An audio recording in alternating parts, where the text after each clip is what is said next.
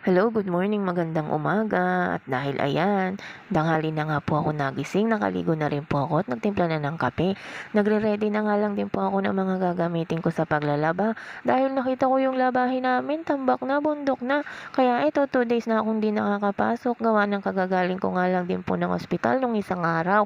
Pero dahil sa labahin at medyo nakakagalaw naman ako, kaya pinili ko nang maglaba kaysa matambakan, gawa ng wala nga din po kaming washing machine. Kaya nakita nyo naman, inilabas ko na lamang po yung mahiwagang batya ko at ayan, ginawa ko na lang hose yung shower namin, tinanggal ko yung dulo para siya magsimbing hose dahil para mapuno ng tubig yung batya at yung timba. At ayan, habang nagpupuno nga po ako ng batya at ng timba, naglilinis-linis nga lang din po ako at nag-iikot-ikot at naghahanap kung ano pa yung mga maaari kong likpitin at gawin ng mga hindi na matambak na gawain sa bahay na maliit lang naman kung iisipin. At ayan, nag-iisip nga lang din po ako na kung ano bang ihahain ko sa anak ko pag siya nagising.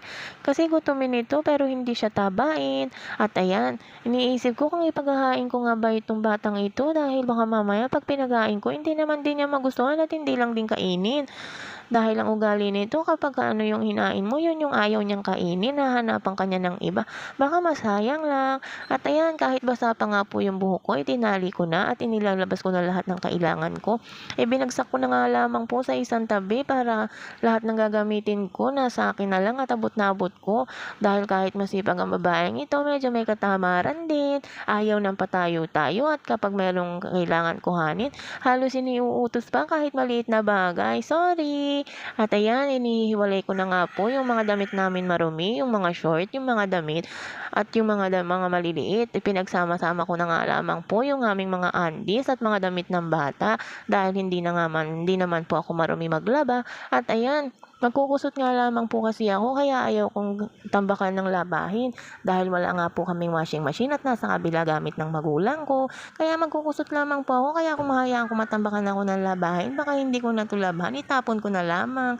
Joke lang po. At ayun, medyo minamadali ko na nga po ang gawaing bahay, gawa ng habang tulog pa yung aking anak. Dahil pag ito nagising, ay naku, ang dami na naman itong hihilingin.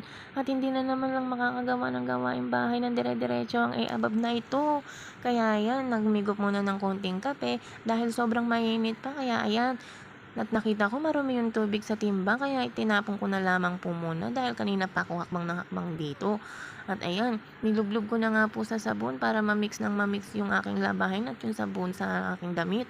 At tas ayan, sinimulan ko na nga po ang paglalaba. Ewan ko ba, basta usapan tubig. Gusto ko ako lagi ang gumagawa.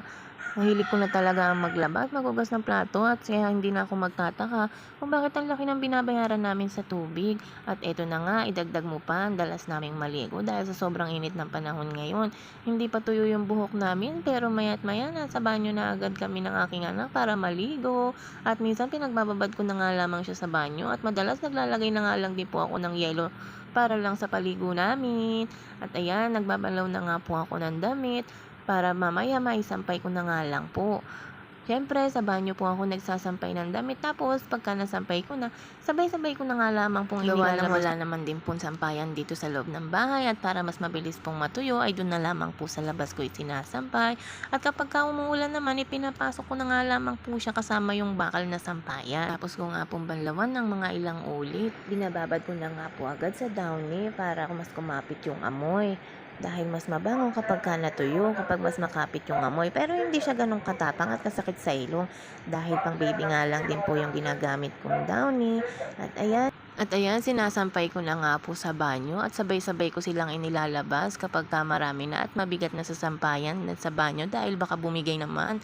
At ayun, pag umuulan nga, sabay-sabay ko na nga lang din po silang ipinapasok kasama yung bakal na sampayan dun sa labas namin at itinatali ko nga po yun sa may puno para hindi manakaw at baka mamaya pagising namin wala na kaming sampayan. At ayan, hindi ko nga siya pinapiga ang mabuti gawa ng baka masira yung tela, mag-loose or mapunit kapag sinobrahan ko ng palipit. Masyado nga din po kasi akong maarte sa tela at maingat sa damit. Kaya hindi ko talaga siya masyadong pinapalipitan ng mabuti. At sa sobrang ingat at arte ko nga po, hindi ako pumapayag na iba naglalaban ng damit namin, lalo ng damit ko. At dahil dyan, ayan na nga po, tatapusin ko na nga po yung aking labahin. Paalam!